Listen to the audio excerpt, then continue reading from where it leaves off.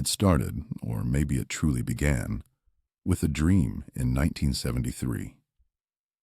Not a regular dream, the kind you forget by breakfast, but something that felt more like a memory forced into my mind. I was in my bed, the familiar squeak of the springs beneath me, then a sudden jarring sensation. It was like an invisible hand, firm and cold, pulling me upwards. My body felt heavy, yet it was lifting, slowly, steadily, out of my mattress. A low hum vibrated through my bones, a sound I could feel more than hear, a deep resonance that settled in my chest and made my teeth ache. I couldn't move, couldn't scream, couldn't even open my eyes, but I knew, with a certainty that chilled me to the core, that I was being watched. The feeling was overwhelming. A presence in the room, silent and attentive, its gaze burning into me even through closed eyelids. This dream wasn't a one-off. It came back, night after night, for weeks.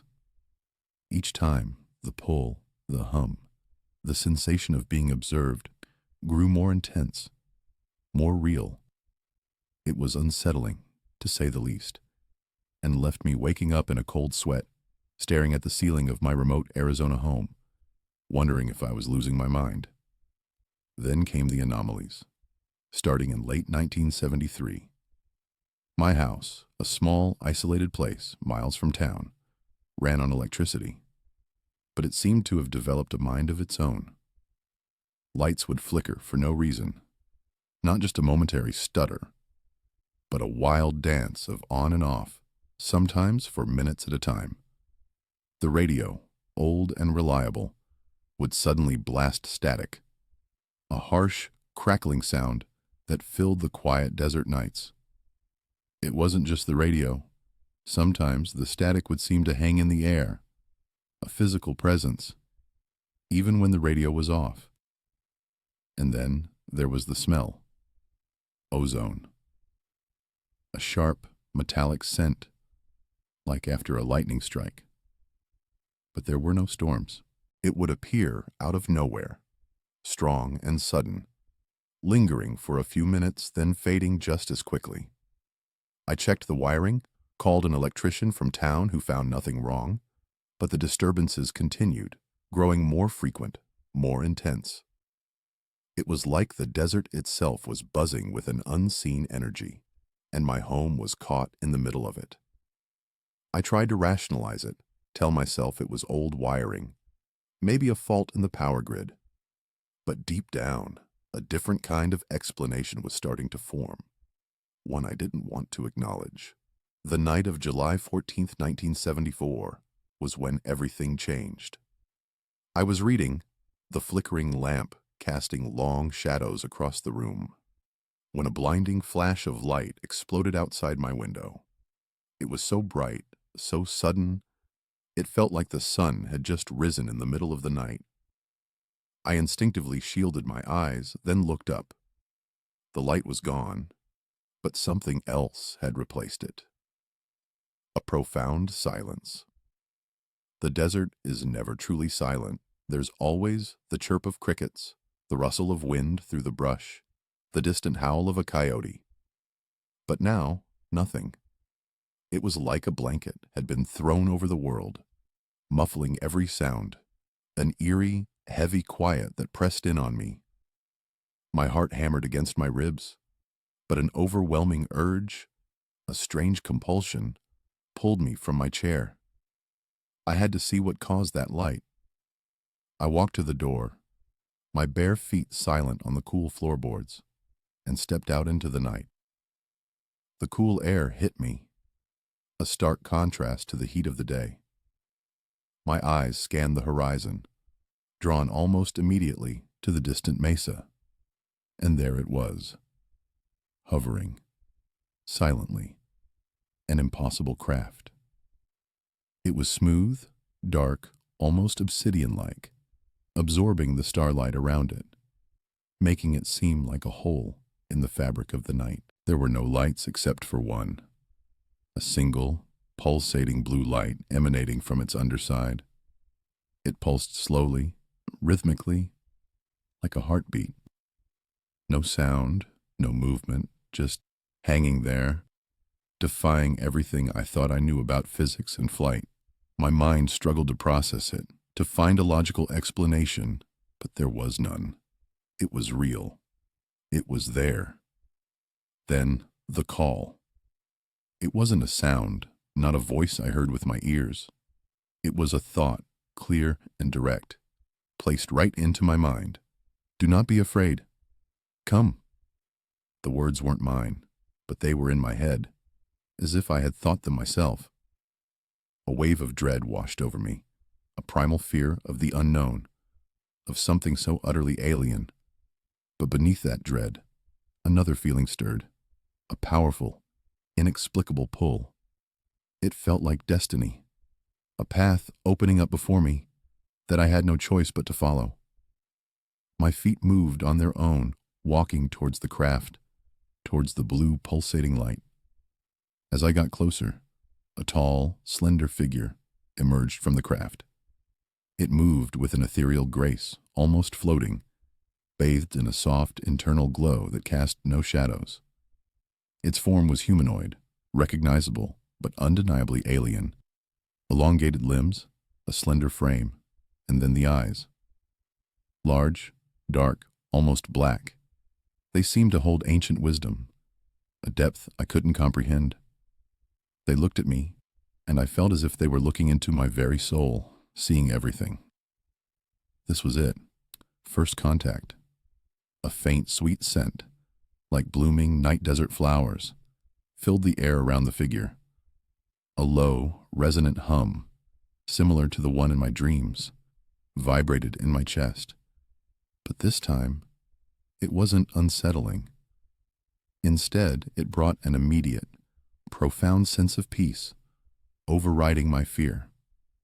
The alien's silent, probing gaze held me, and then the telepathic communication came again, clear as a bell in my mind. We have been waiting. The alien figure, Kyle as I would later come to know him, gestured towards the craft. It wasn't an arm movement like ours, more of a subtle shift in its luminous body, a silent invitation. I walked closer, feeling a strange mix of apprehension and curiosity. The opening wasn't a door I could discern, but rather a seamless separation in the craft's surface, like water parting. I stepped inside, and the opening closed behind me, just as silently as it had appeared. The interior of the craft was nothing like I had imagined.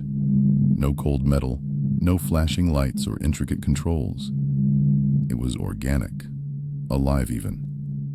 The walls pulsed with a soft, warm light, emanating from within the material itself. There were no seams, no visible joints, just smooth, curved surfaces that felt warm to the touch. The air inside was clean, fresh, and carried that same faint, sweet scent I'd noticed outside. I felt a comfortable, almost fluid sensation beneath my feet. As if the floor adapted to my weight, there was a single, recessed area that seemed to be for seating, and I found myself naturally drawn to it. Settling in, the material molded around me, supporting me perfectly, like sitting on a cloud. It was unlike anything I had ever experienced. Kale stood before me, its presence commanding yet gentle. I could now study it more closely in the soft light. Its skin was smooth, almost iridescent, shimmering with subtle shifts of color I couldn't quite name. Its features were delicate, finely sculpted, and those large, dark eyes, which had initially seemed so alien, now held a profound depth, reflecting the inner light of the craft. Its movements were fluid, economical, every gesture precise and graceful. There was an immense power in its stillness, a sense of ancient wisdom held within its slender form. It wasn't threatening. It was simply other. Then the communication began again, not with words, but with images and feelings projected directly into my mind. It was like a movie playing in my head, but I was also feeling everything in it. The first revelation hit me like a wave: humanity's true origins. It wasn't the story I knew from history books, not the one taught in schools or whispered in ancient texts. This history was vast, spanning eons, far older and more complex than anything I could have imagined. I saw glimpses of star systems, distant worlds, and ancient migrations. It shattered my worldview, breaking apart everything I thought I knew about where we came from. A wave of doubt, almost disbelief, threatened to overwhelm me. How could this be true? Everything I had learned, every belief I held, was being challenged in a single moment. But Cale's presence was calming, projecting a gentle reassurance. These truths, the alien conveyed, were not meant to frighten me or make me feel small. They were meant to awaken me, to broaden my understanding of my own species and its place in the cosmos. It was a message of expansion, not destruction. Kyle then showed me glimpses of ancient civilizations right here on Earth. I saw structures, technologies, and ways of life that defied modern understanding. These societies were highly advanced, not just technologically, but spiritually. They understood the interconnectedness of all things, lived in harmony with the planet, and possessed knowledge that made our current scientific achievements seem rudimentary. Yet their existence had been deliberately erased, covered up, or simply forgotten over countless millennia. I saw images of cataclysms, shifts in the earth, and deliberate acts of suppression that led to the loss of this knowledge. It was like looking at a hidden chapter of a book I thought I knew by heart. Through these shared visions, Kyle explained the purpose of these meetings. They weren't random encounters. They were part of a long-term observation and guidance program, initiated centuries ago by beings like Kyle. Their species had been watching humanity, carefully monitoring its development. I was chosen, Kale conveyed, not by chance, but because of an open mind, a certain resonance in my energy signature, a unique receptiveness that made me suitable for this kind of direct communication. It was a heavy thought, that I was somehow special, but it also made a strange kind of sense. My recurring dreams, the electrical disturbances, the pull I felt, it all started to coalesce into a pattern.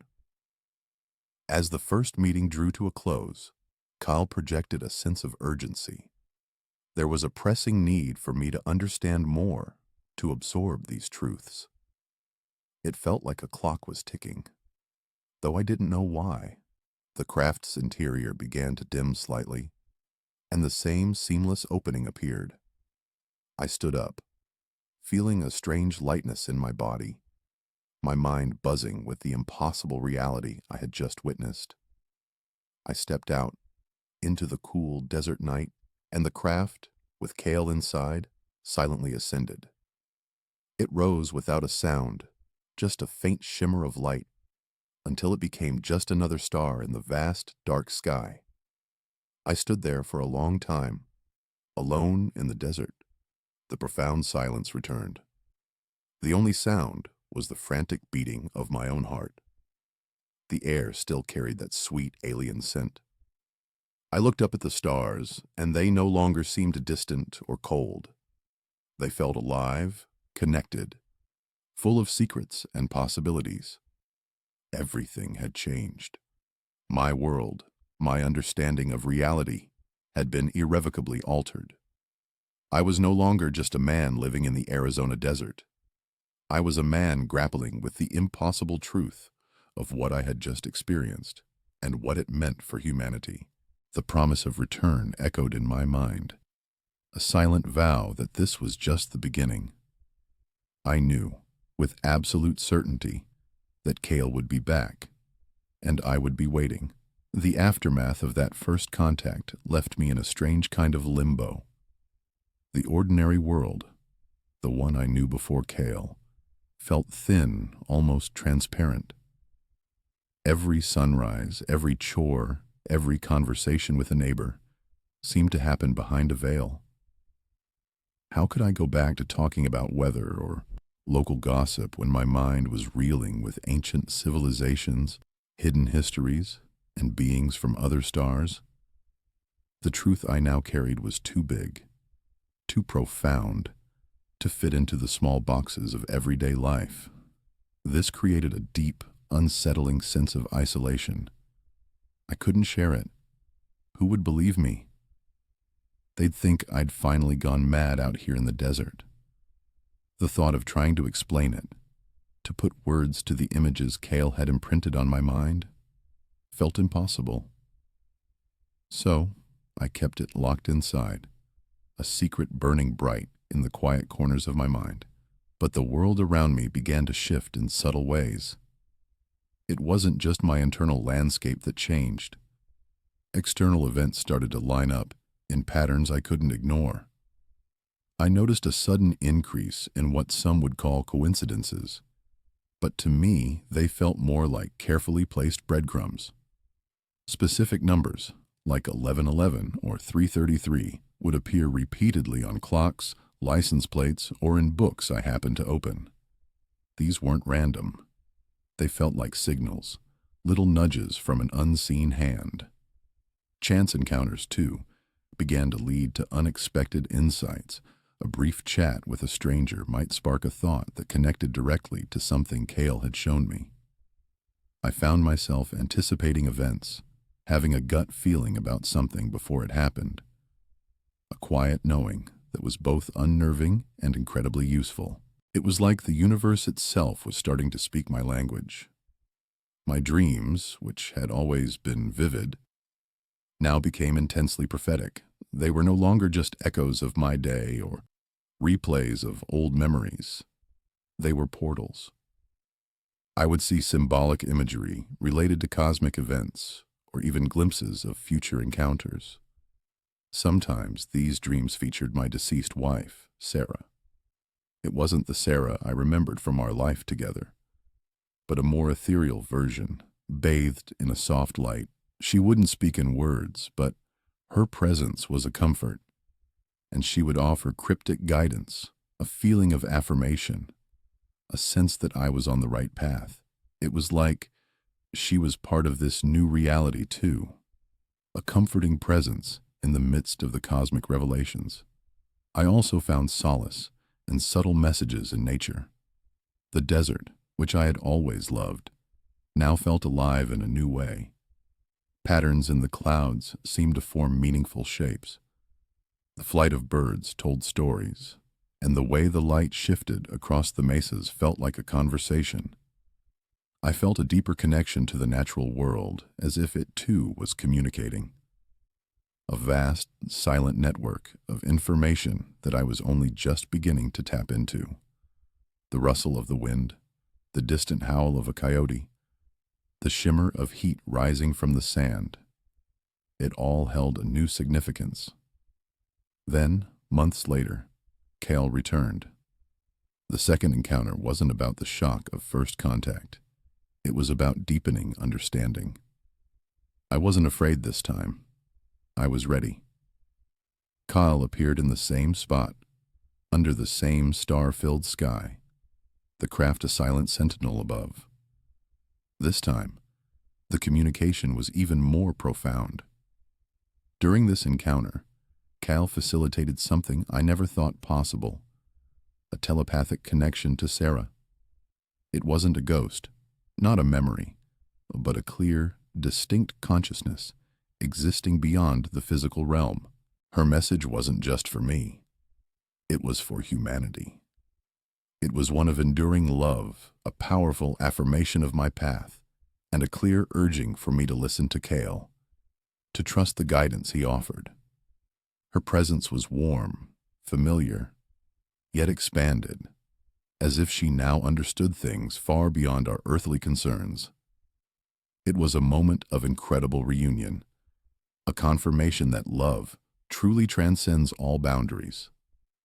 With Sarah's message resonating in my mind, Kale introduced a concept that truly expanded my perception of reality: alternate timelines and parallel realities. He explained that human choices, not just individual ones, but collective ones, ripple through these dimensions, shaping vastly different collective destinies. Every decision, every path taken or not taken, creates a branching point, leading to countless possible futures.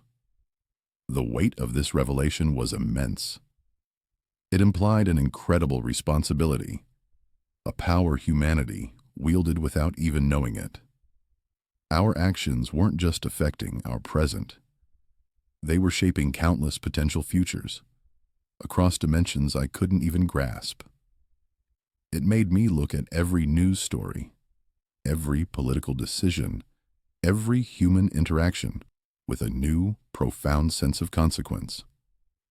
The universe wasn't just a single road, it was an infinite web of possibilities, and humanity was at a critical junction, influencing the very fabric of its existence. Kale then began to explain the intricate connection between individual consciousness and the collective human consciousness. He stressed its immense power, saying it was like an invisible force field that humanity collectively generated, influencing everything. Every thought, every feeling, every intention contributed to this field, and this field, in turn, shaped our reality. It was a powerful concept, making me realize that my own thoughts and emotions weren't just personal. They were tiny drops in a vast ocean, contributing to the overall current. The alien then presented stark visions of potential future timelines. These weren't fixed prophecies, he was careful to explain, but probabilities, like different paths laid out before us. Some visions were catastrophic, images of scorched earth, empty cities, and people fighting over scraps. Others were harmonious, showing lush green landscapes, communities built on cooperation, and a humanity living in peace with itself and the planet. It was like looking at two different movies playing out, and the choice of which one became real was entirely up to us. This was a heavy burden to see such clear possibilities. Kyle highlighted how fear, division, and ignorance were actively being exploited to steer humanity towards the more destructive timelines. He showed me how certain narratives, spread through various channels, played on our deepest anxieties, pushing us apart instead of bringing us together. It was a chilling realization, seeing how these forces played out in my own world, how easily people could be manipulated by things designed to create panic and mistrust. I started noticing it everywhere, in the news, in conversations, in the general atmosphere of society. It was like a constant hum of discord being amplified. But Kale also stressed that even small acts of compassion, understanding, and conscious choice could significantly shift the collective trajectory. He said that a single ripple could grow into a wave. An individual choosing kindness over anger or seeking understanding instead of judgment wasn't just a personal act. It was a contribution to the positive timeline. This gave me a sense of individual responsibility, both daunting because of the scale of the problem, but also incredibly empowering, knowing that I and anyone else could make a difference. It wasn't about grand gestures. It was about everyday choices. The alien then introduced the idea of an impending global spiritual awakening. He said it was a time when many would begin to remember their true nature and purpose, moving beyond the superficial distractions of modern life. He explained that the signs of this awakening were already present for those who could see them. A growing dissatisfaction with the status quo, a search for deeper meaning, a yearning for connection beyond the material. I started seeing these signs in people around me, in the questions they were asking, in the books they were reading, in their desire for something more fulfilling. It was like a quiet shift happening beneath the surface of everyday life. I began to see my own life choices, my past regrets and future aspirations, in a new cosmic light. My personal journey felt intertwined with humanity's larger narrative. The petty worries, the small triumphs, they all took on a different meaning. Everything I had experienced, every decision I had made, seemed to have led me to this point, to this understanding. It was a humbling yet clarifying experience, making me feel both insignificant in the vastness of the universe and incredibly vital to its unfolding story. My life wasn't just my own anymore. It was part of something much bigger. Kyle's communications became more frequent and intense as time went on, conveying a mounting sense of urgency. He made it clear that the window for humanity to course correct was narrowing. The time for passive observation was over. My role in sharing these insights, in being a conduit for this information, was becoming clearer. It wasn't just about learning for myself. It was about understanding to share. The weight of this responsibility grew with each encounter, each new piece of information. I felt like a messenger, holding a vital dispatch that needed to be delivered. The desert nights, once a place of quiet contemplation, now pulsed with this newfound purpose, a constant reminder of the critical mission ahead. Every star seemed to whisper the same message. The time to act was now. Kyle then started to delve into the fundamental nature of existence, explaining that what humans perceive as solid reality is actually a malleable construct, something shaped by thought and emotion. He wasn't just talking about positive thinking, but about the very fabric of everything around us.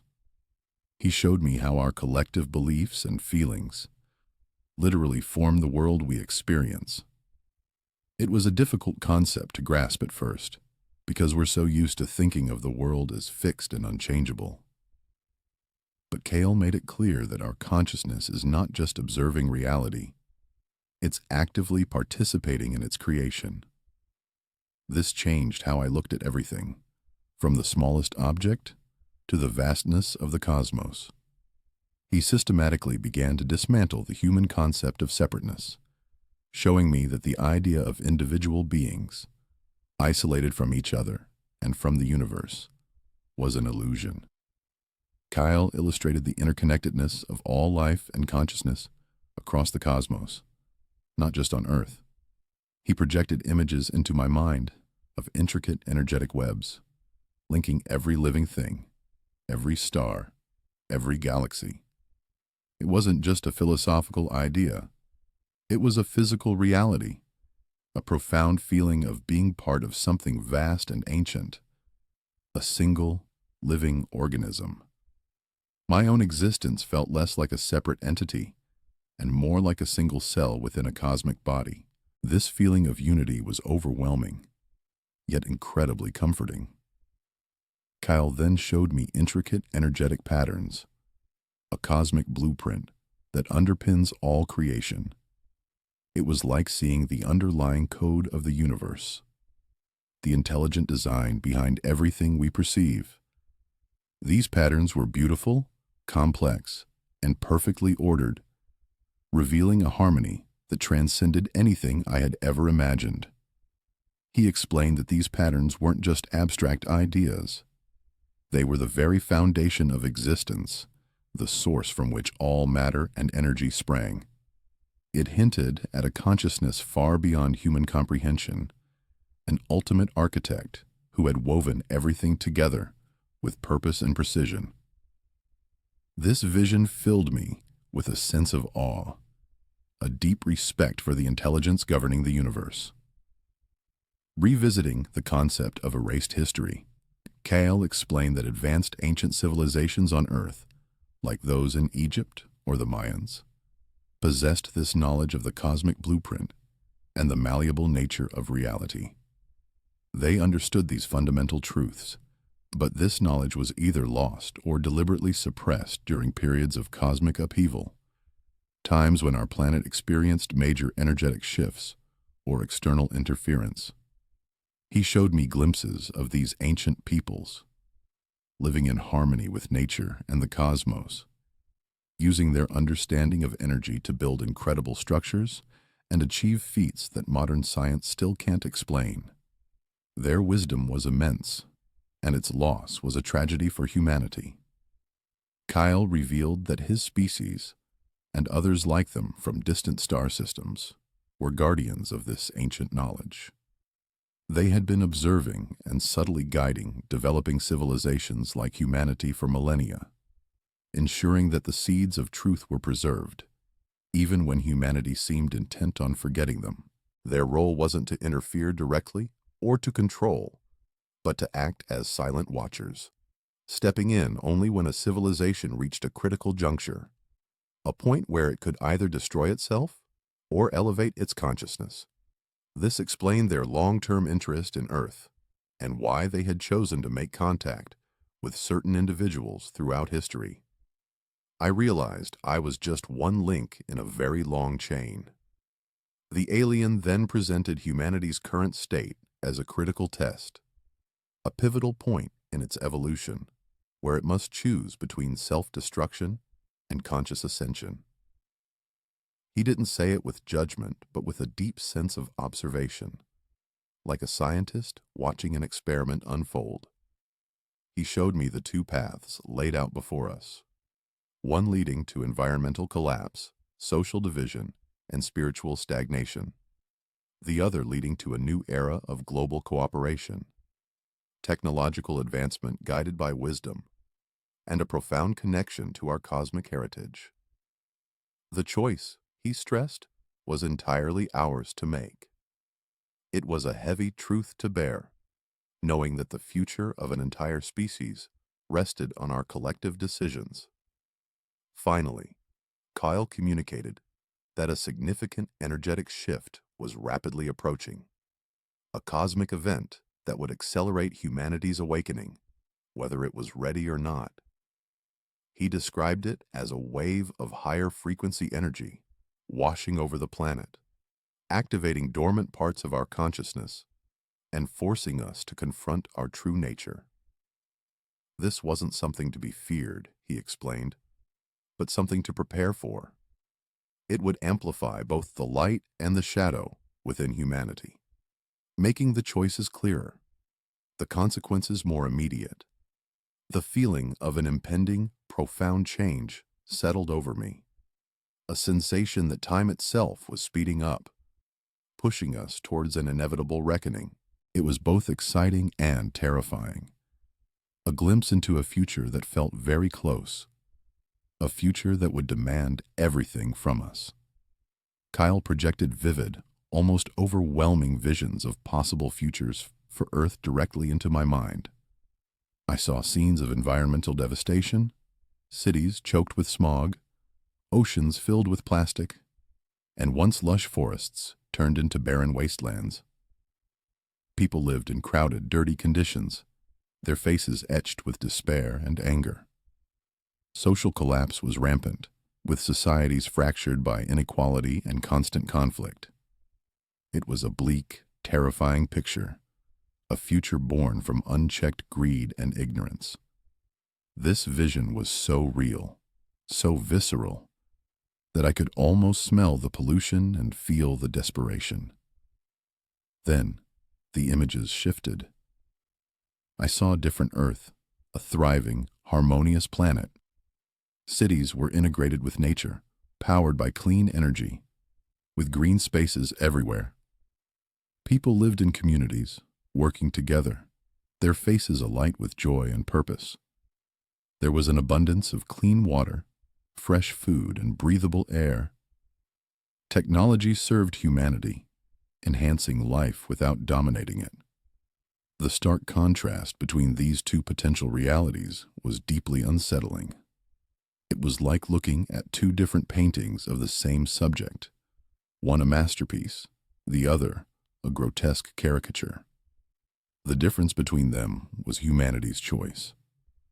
The alien explained that the struggle humanity faced was not just physical, not just about resources or politics, but deeply spiritual.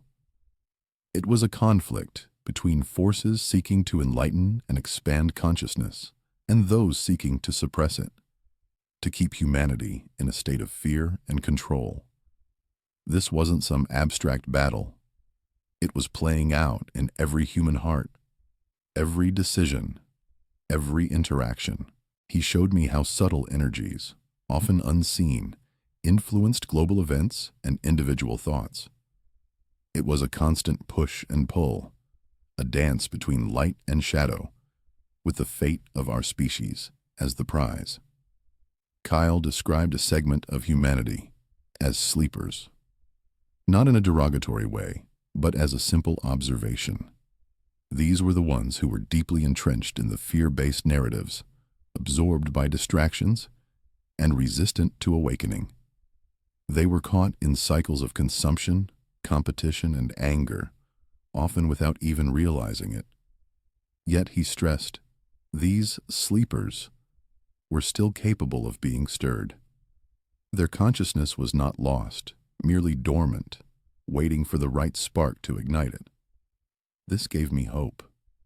It meant that even those who seemed most lost could still find their way back to the light. The alien then emphasized the importance of individuals who had already awakened, like me, to act as beacons of light. We were to be the lighthouses in a gathering storm, to share knowledge, and to inspire others to question their perceived reality. He said our role wasn't to force change, but to offer an alternative, to plant seeds of truth and allow them to grow organically. It was about living by example, radiating compassion, and speaking truth in a way that resonated with others. The responsibility felt immense, but also empowering. I realized my encounters with Kyle weren't just for me. They were for everyone. Kyle assured me that humanity was not alone in this struggle. He explained that assistance from benevolent extraterrestrial species was available, though it operated under strict cosmic laws of non-interference. These beings would not land their ships on the White House lawn or openly declare their presence. Instead, their help came in more subtle forms: energetic support, telepathic guidance to receptive individuals, and the occasional direct encounter like ours, designed to shift consciousness. They were like cosmic gardeners, tending to the growth of intelligent life, but never forcing it. This knowledge was comforting. We weren't facing this monumental challenge entirely on our own. Then, Kyle spoke of shadowy organizations and power structures that actively worked to maintain humanity's ignorance and control its destiny. He revealed their ancient origins, tracing their lineage back through millennia, showing how they had infiltrated governments, financial institutions, and media outlets. Their goal was to keep humanity divided, fearful, and distracted, preventing us from realizing our true potential and breaking free from their control. This was the serpent in the garden, a force that had been subtly manipulating human affairs for a very long time, twisting truths and sowing discord. It was a chilling revelation, making sense of so many inexplicable events in human history. The profound realization hit me that humanity stood at a precipice. Our future was hanging in the balance, shaped by the choices made in the coming years, even months. The path we took would determine whether we spiraled into destruction or ascended to a new era of consciousness.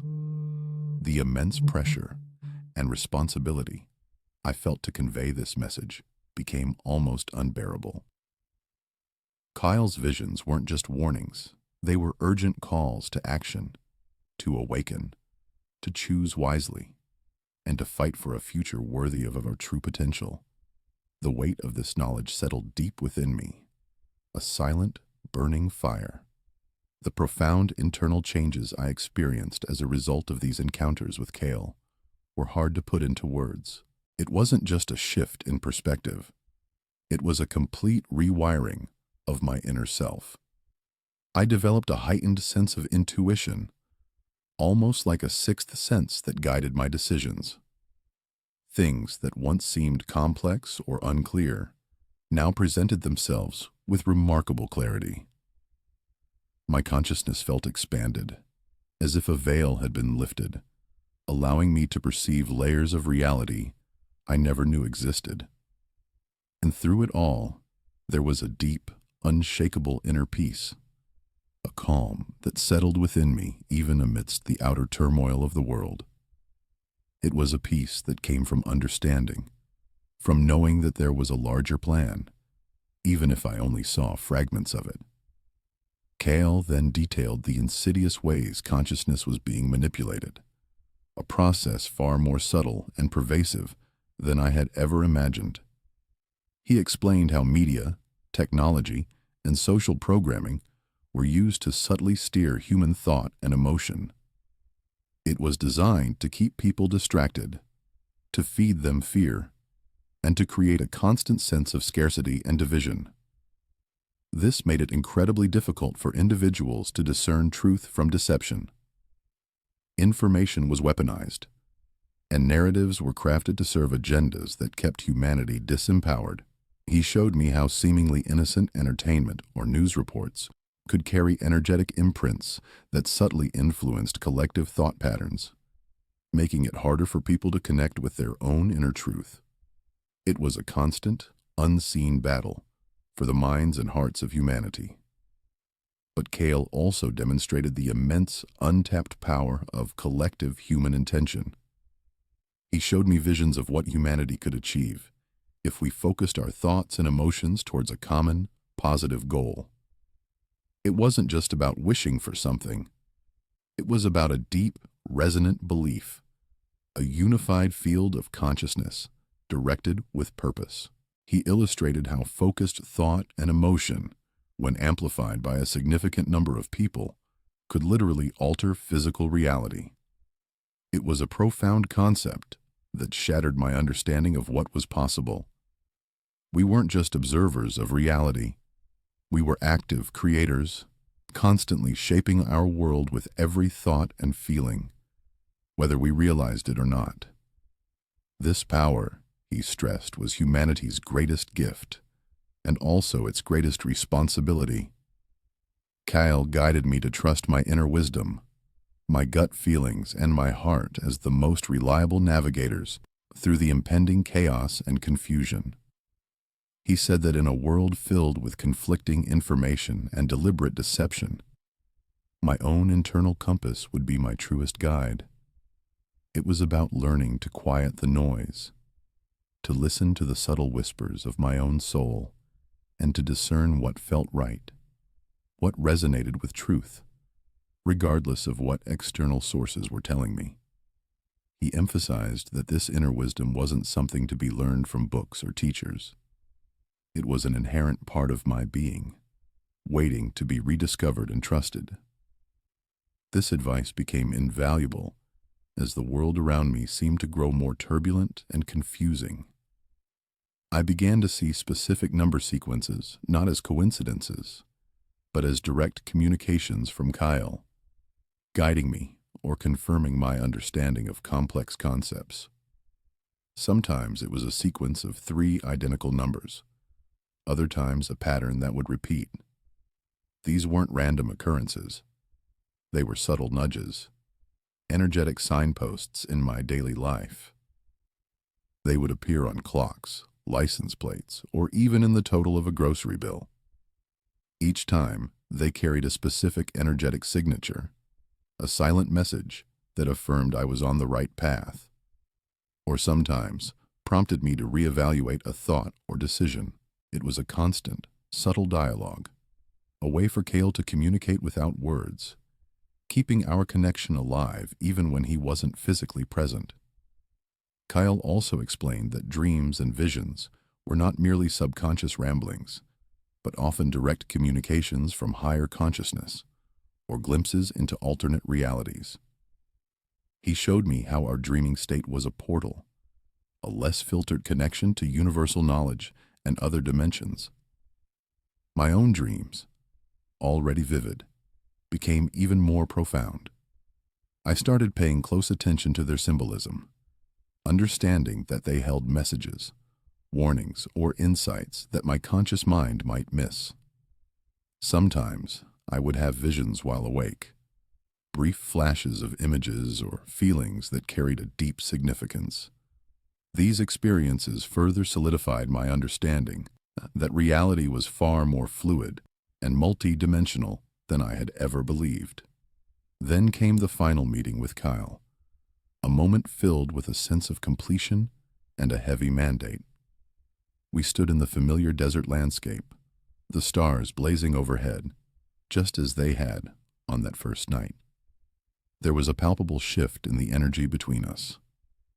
Kyle conveyed that his direct appearances would cease, but the guidance would continue in other forms, through the number sequences, through dreams, through the subtle nudges of intuition. He told me that my role was now to integrate everything I had learned, to live the truth, and to share it when the time was right. There was an overwhelming feeling of being entrusted with a sacred task, a profound responsibility to carry the torch of knowledge and awareness forward. As he turned to leave, his form shimmered, and then he was gone, leaving me alone under the vast, silent desert sky. The silence was different this time. It was not empty, but filled with the echo of his wisdom and the immense weight of my new purpose. The alien's physical presence was gone, but his influence remained, a constant guiding force in my life. It wasn't a voice in my head or a literal shadow following me, but more like an internal compass finely tuned by years of Cale's teachings. I felt a profound sense of connection to him, even in his absence, a silent partnership that transcended physical space.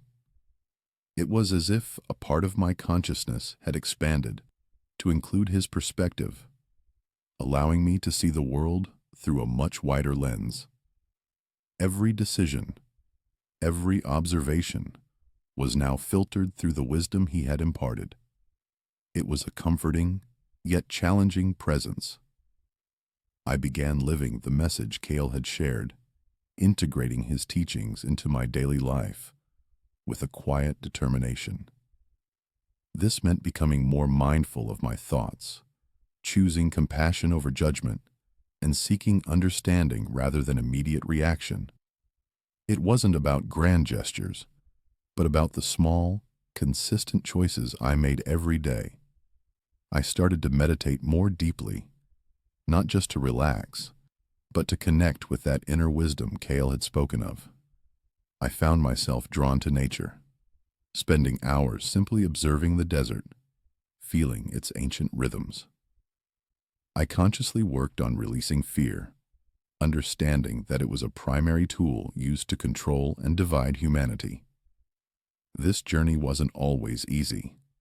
There were moments of doubt, moments when the weight of the information felt overwhelming. But each time, I would recall Cale's calm presence, his unwavering belief in humanity's potential, and I would find my footing again. My life became a testament to the profound impact his revelations had on me, a silent promise to carry forward the torch of awakening. As time went on, I started observing tangible signs in the world around me that validated Cale's prophecies. The news, once a source of casual information, now seemed to confirm his warnings. I saw increased global unrest, conflicts fueled by ancient prejudices, and a growing sense of division among people. Simultaneously, I witnessed rapid technological advancements, some promising progress, others raising concerns about control and surveillance. But amidst this, I also saw a growing spiritual hunger among people. More and more individuals were questioning the status quo, seeking deeper meaning, and looking beyond conventional narratives. There was a surge in interest in mindfulness, meditation, and alternative healing. It was like watching Cale's predictions unfold in real time, a stark confirmation that humanity was indeed at a crossroads, just as he had warned. This led to a deep conviction that the time for humanity to awaken was not in some distant future, but right now. The window of opportunity, Cale had explained, was narrowing. I realized that individual choices were collectively shaping the destiny of the planet, with an urgency I hadn't fully grasped before. Every act of kindness, every conscious decision to choose understanding over anger, every effort to seek truth, contributed to the collective shift. The stakes felt incredibly high, and I knew I couldn't remain silent.